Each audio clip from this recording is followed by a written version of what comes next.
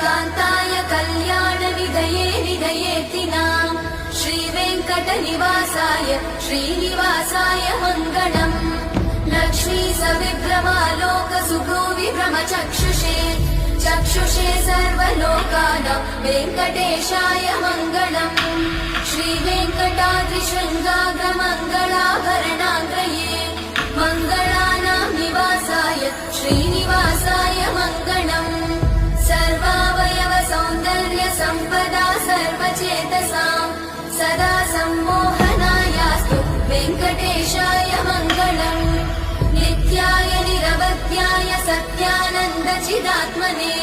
सर्वान्तरात्मने श्रीमद् वेङ्कटेशाय मङ्गलम् स्वतः सर्वविदे सर्वशक्तये सर्वशेषिणे सुलभाय सुशीलाय वेङ्कटेशाय मङ्गलम्।